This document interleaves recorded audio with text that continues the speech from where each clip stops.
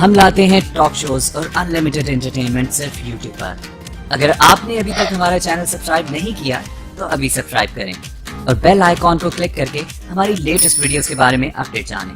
Subscribe کیجئے اور ہم آپ کو لیے چلیں گے آپ کی فیوریٹ ویڈیو کی طرف.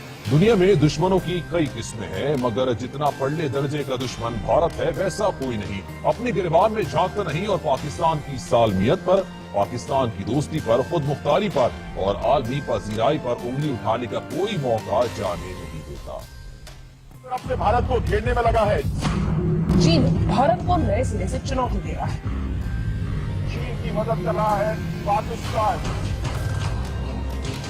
ڈونلڈ ٹرمپ نے جیسے ہی پاکستان سے ڈوم اور کا مطالبہ کیا، بھارت میں شادیانے بجنا شروع ہو گئے. Pakistan, in the wake of US President Donald Trump's stern warning to it over providing safe havens to terrorists. Pakistan کے خلاف نفرت سے بھرے بانیے میڈیا کی تو جیسے عید ہو گئی. ہر طرح سے پاکستان کو برا بھلا کہنا شروع کر دیا.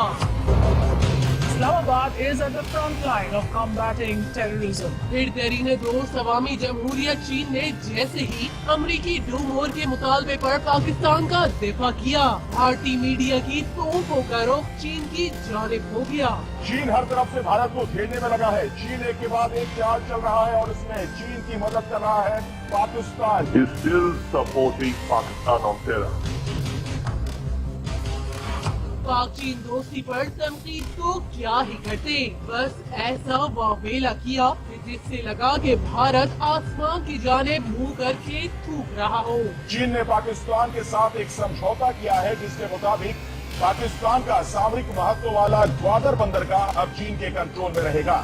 اب بنیے جی کو کون سمجھائے، کیونکہ ان کی امن کی آشا نہ پاکستان کے دوست کو سمجھ آتی ہے نہ کسی پاکستانی کو.